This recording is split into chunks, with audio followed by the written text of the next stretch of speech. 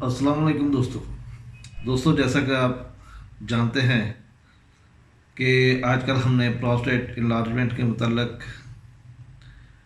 अद्वियात को डिफ़ाइन करने की कोशिश की है। और आज जो दवा हम डिफ़ाइन कर रहे हैं उसका नाम है सेलेनियम।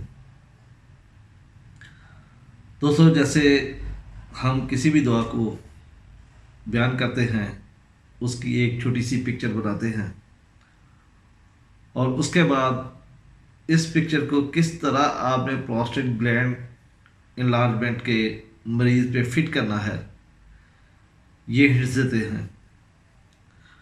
तो सबसे पहले हम देखते हैं कि सेलेनियम की एफिनिटी क्या है,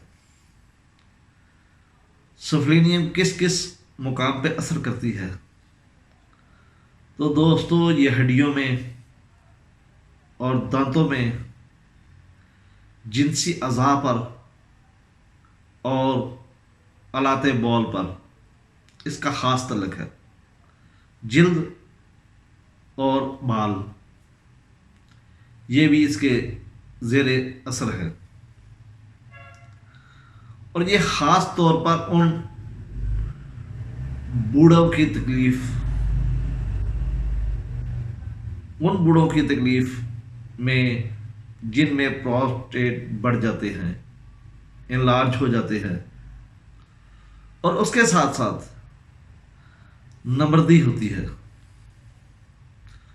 और शदीद किस्म की कमज़ोरी, और ऐसी कमज़ोरी जो गर्मी में बढ़ जाए, धूप में बढ़ जाए। दोस्तों, जैसे कि आप जानते हैं कि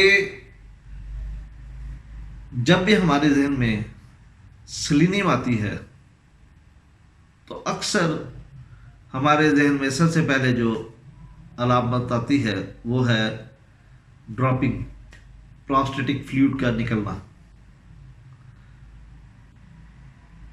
लेकिन और दूसरी बात जो हमारे जहन में आती है वो तमाम जिस्म के हिस्सों के बाल गिर जाना। तो इन दो बातों पे आमतौर पर सेलेनियम का हमारे जहन में आता है कि ये दो मरीज़ सेलेनियम से ठीक होंगे। लेकिन दोस्तों, ऐसी कमज़ोरी जो गर्मी की वजह से हो, जो धूप में चलने की वजह से हो, वो भी सेलेनियम के हिस्से में आती है। कमज़ोरी गर्मी से बढ़ती है और मरीज बहुत जल्द थक जाता है, नडाल हो जाता है। सिर्फ जिस्मानी कमज़ोरी नहीं, ज़हनी और जिस्मानी दोनों। और या ऐसी कमज़ोरी जो टाइफाइड बुखार होने के बाद हो, या ऐसी किसी बीमारी के बाद जो जिस्म को कमज़ोर करती है,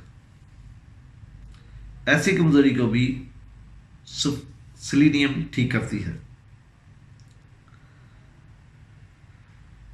जिनसी कमज़ोरी,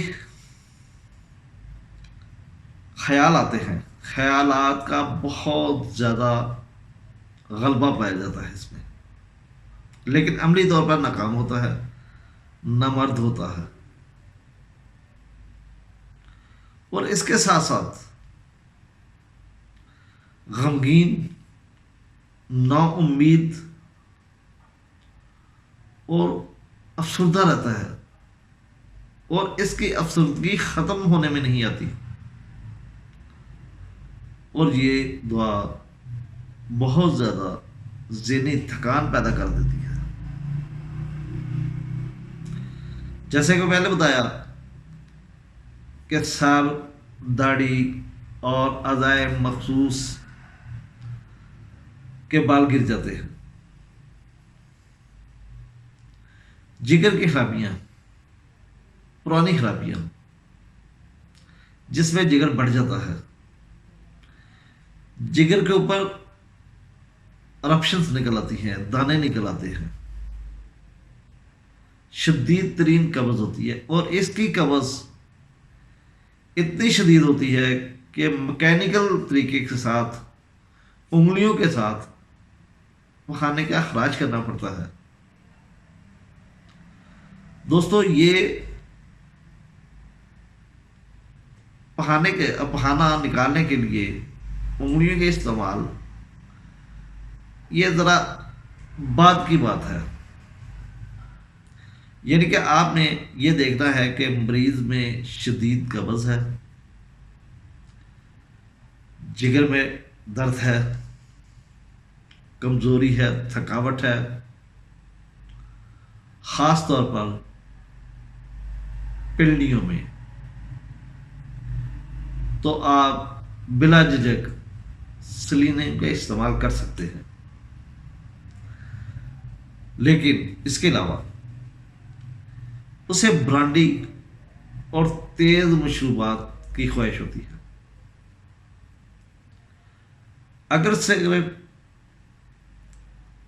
अगर ये मरीज सिगरेट का इस्तेमाल करे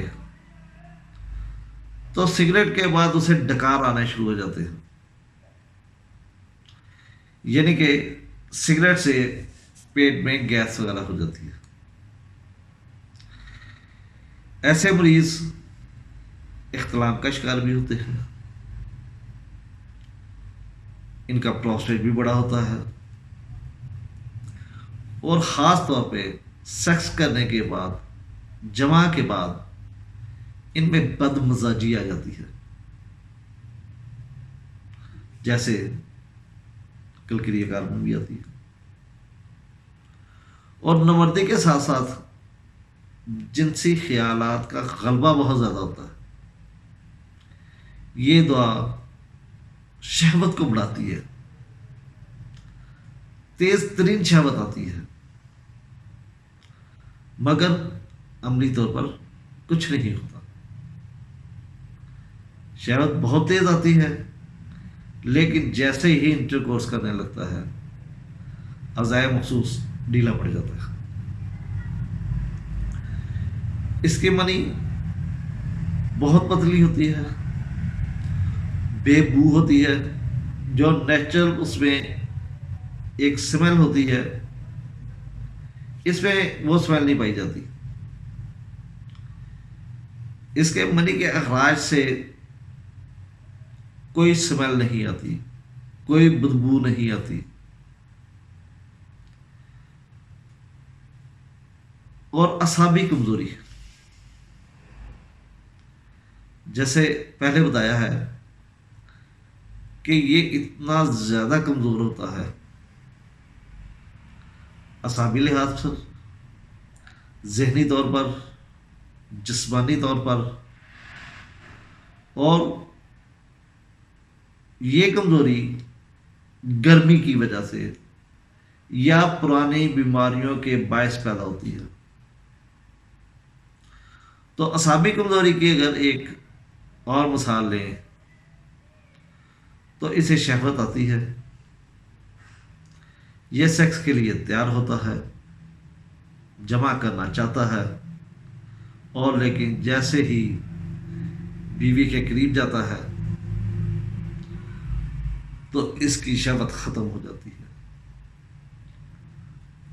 अज़ाए मखसूस ढीला पड़ जाता है। ये इसकी बुनियादी बातें थी। इसके बाद मैं थोड़ा सा आपको बयान करूंगा कि सिर्फ चंद अलामात में आप इसे कैसे बयान कर सकते हैं। लेकिन इससे पहले हम पेशाब की अलामात या अलाते बौल की अलामात पर गौर करें कि इसे ऐसे महसूस होता है जैसे कि पेशाब की नाली के सिरे के ऊपर कोई तेज कतरा आया होगा। ऐसा लगता है बस कतरा निकलने लगा, तेज कतरा आया है, और पेशाब बिला जाता, कतरा कतरा खारिज होना शुरू होता है। जैसे कि आपको पहले बताया کہ پروسٹیٹ گلینڈ جب بڑھ جاتے ہیں یا پیشاب رک جاتا ہے یا اس کا اخراج قطرہ قطرہ ہونا شروع ہو جاتا ہے یا کبھی پیشاب آتا ہے اور بند ہو جاتا ہے، تو اس میں ایک تو یہ کہ ایسے فیل ہوتا ہے جیسے پیشاب کی نالی کے اوپر تیز قطرہ آیا ہوا ہے اور پیشاب بلا ارادہ قطرہ قطرہ قطرہ قطرہ گرتا رہتا ہے۔ دوستو، اب ہم اگر اس کہانی کو سمیٹیں، نمبر 1، گرمی سے اضافہ، گرمی سے کمزوری ہونا، کوئی آدمی دھوپ میں چکر وغیرہ لگائے اور آتے ہی نڈال ہو جائے، جسم سست ہو جائے۔ دوسرے نمبر پر منی کا پتلا ہونا۔ تیسرے نمبر پر منی کے قطرے کا خراج ہونا اور شدید قبض ہونا۔ اگر یہ 4 علامات آپ کو کسی مریض میں مل جاتی ہیں تو آپ بلا جھجک سیلینیم کا استعمال کر سکتے ہیں، اور سیلینیم ایک گہری دوا ہے، اس کو بار بار رپیٹ کرنے کی ضرورت نہیں ہے، بار بار اس کی دہرائی کرنے کی ضرورت نہیں ہے۔ آپ 200 یا 1 ml میں 1 ڈوز دیں اور انتظار کریں۔